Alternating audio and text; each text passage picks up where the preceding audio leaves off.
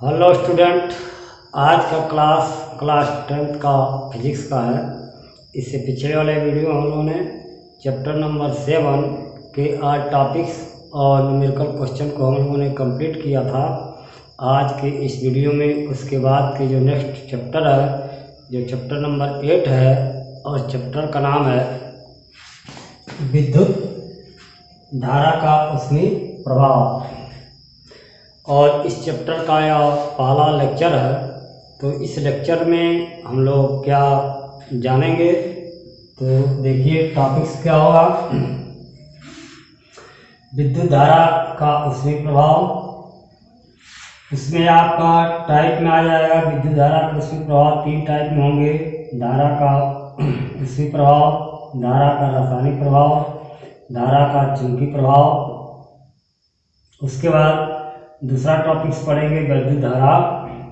आपका अगला वैद्युत विभव, ओम का नियम, वैद्युत ऊर्जा और चालक में व्यय ऊर्जा की गणना।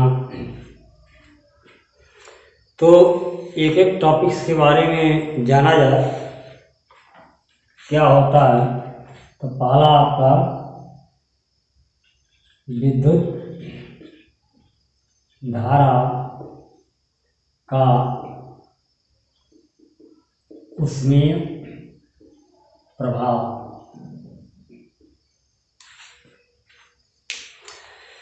विद्युत धारा के ऊष्मीय प्रभाव को हम आसानी से समझ सकते हैं।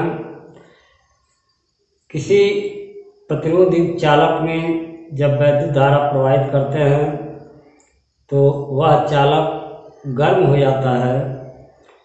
यह इस कारण होता है कि वैद्युत ऊर्जा रासायनिक ऊर्जा में परिवर्तित हो जाता है, ऊष्मीय ऊर्जा में परिवर्तित हो जाता है।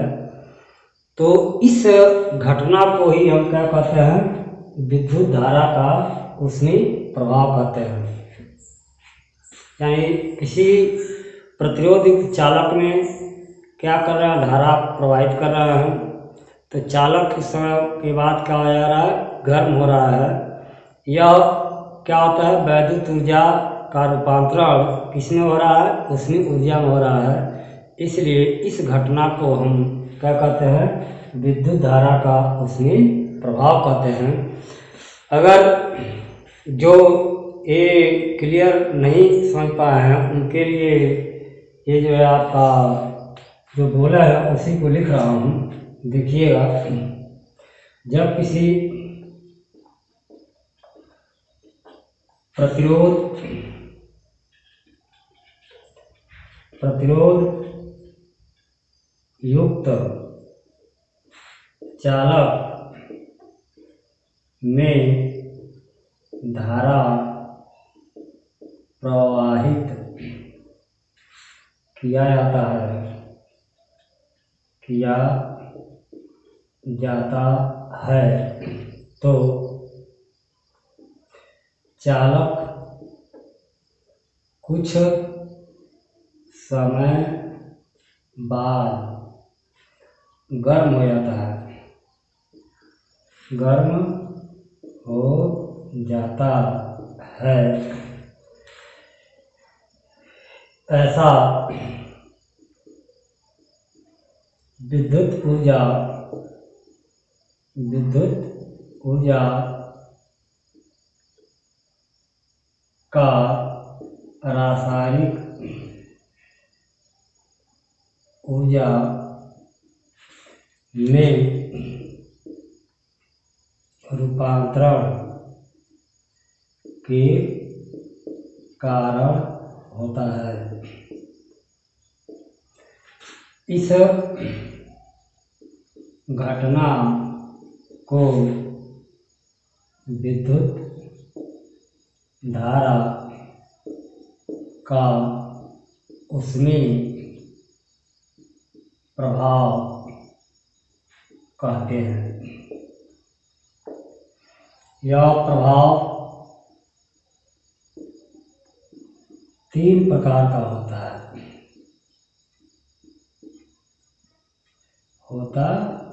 है जो निम्न है, जो निम्न है। पहला यानी ए आ जाएगा धारा का ऊष्मीय प्रभाव। धारा का ऊष्मीय प्रभाव। धारा के ऊष्मीय प्रभाव को डिफाइन करना हो तो हम कैसे डिफाइन कर सकते हैं, कैसे समझ सकते हैं? यानी जब किसी प्रतिरोधयुक्त चालक में धारा प्रवाहित की जाती है तो वह चालक जो है गर्म हो जाता है। गर्म धारा के कारण हो रहा है, इसलिए इस प्रभाव को धारा का ऊष्मीय प्रभाव कहते हैं। जैसे आपका विद्युत हीटर हुआ, इस्त्री हुआ, जल उष्मक हुआ। तो कैसे लिखेंगे इसको? देखिएगा, विद्युत धारा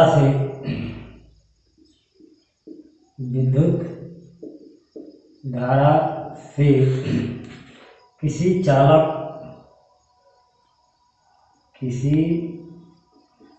चालक ताप बढ़ने की घटना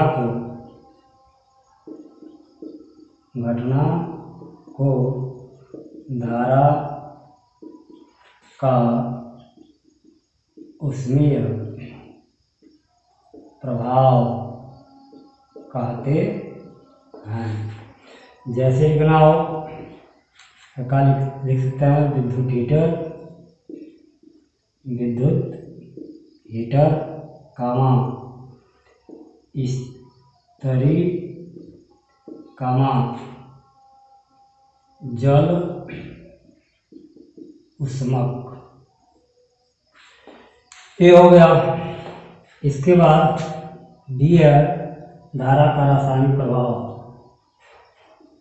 धारा का रासायनिक प्रभाव। धारा का रासायनिक प्रभाव क्या होता है? जब किसी जलयुक्त चालक में विद्युत धारा प्रवाहित की जाती है तो उसके अवयव आयन के रूप में विभक्त जाते हैं। तो इस घटना को ही हम क्या कहते हैं? धारा का रासायनिक प्रभाव कहते हैं। जैसे आपका सीसा संचायक सेल में आवेशन होता है वह हो जाएगा। तो इसको कैसे लिखेंगे? किसी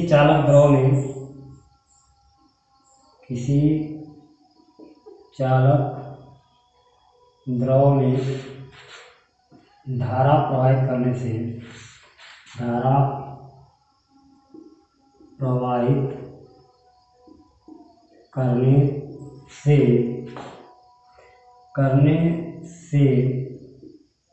उसके अवयव आयनों में विभक्त हो जाते हैं।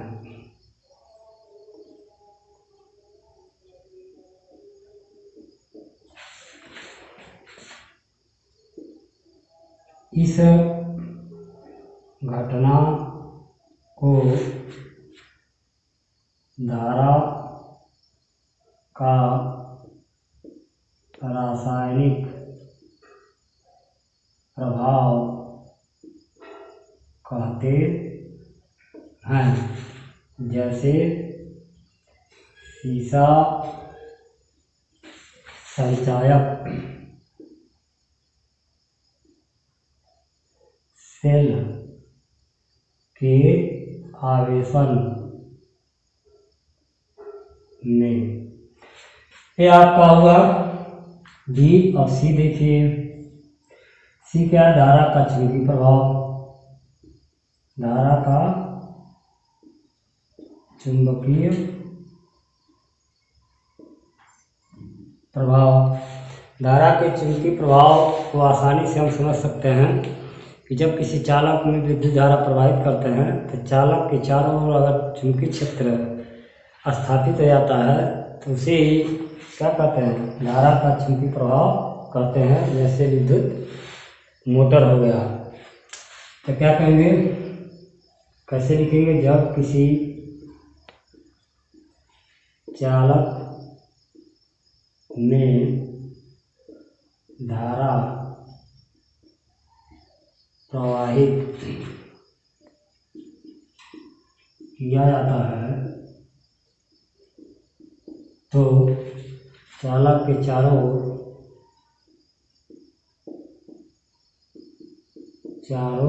ओर चुंबकीय क्षेत्र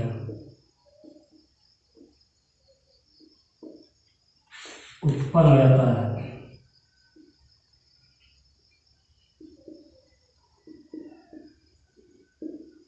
इस घटना को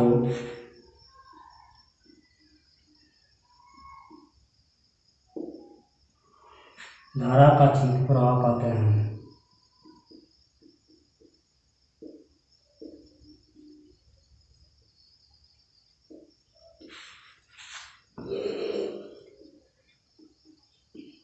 जैसे लिख सकते हैं, विद्युत मोटर। ये आपका रहा टॉपिक पहला का विद्युत धारा का उसमें प्रभाव। ये जाने धारा का ये इसमें 3 प्रभाव होंगे, धारा का उसमें प्रभाव, बी होंगे धारा का रासायनिक प्रभाव, सी होंगे धारा का चुंबकीय प्रभाव। इसके बाद अगला जो टॉपिक्स होगा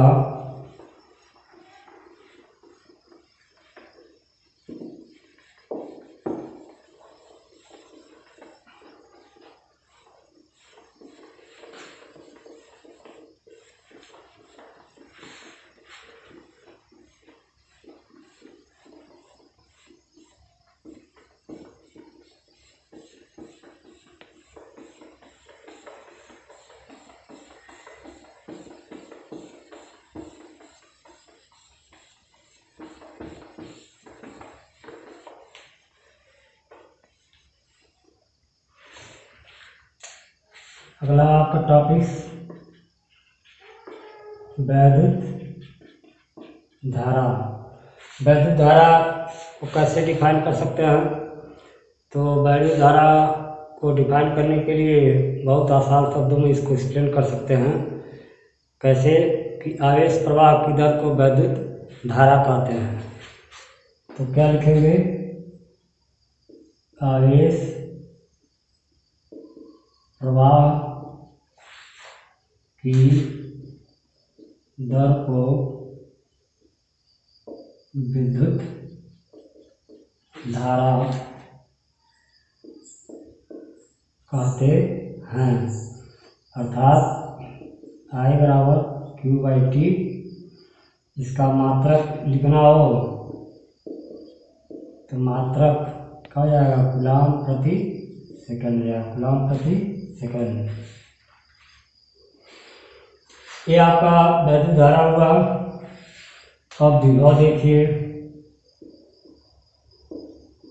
वैद्युत विभव किसे कहते हैं, इसको आसानी से इस प्रकार समझ सकते हैं कि अनंत पर स्थित किसी आवेश को विद्युत क्षेत्र में स्थित किसी बिंदु तक लाने में जो कार्य करना पड़ता है वह कार्य और आवेश के अनुपात को वैद्युत विभव कहते हैं।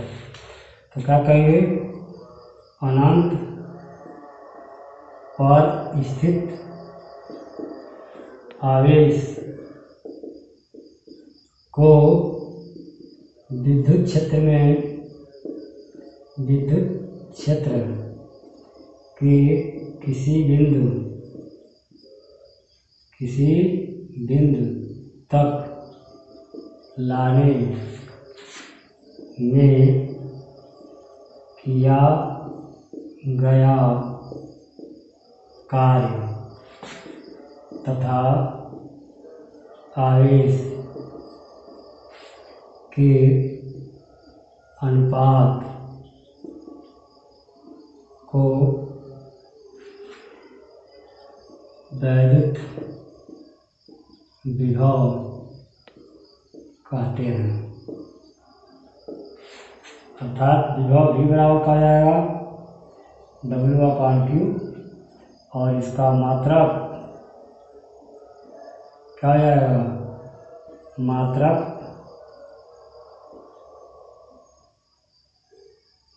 जूल प्रति कूलम या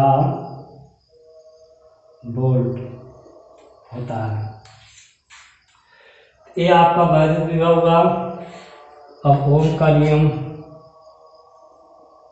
ओम का नियम,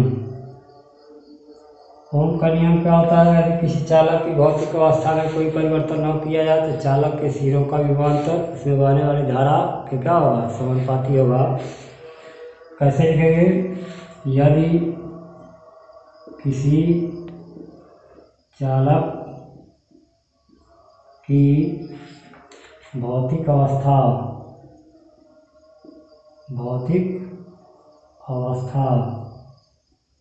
में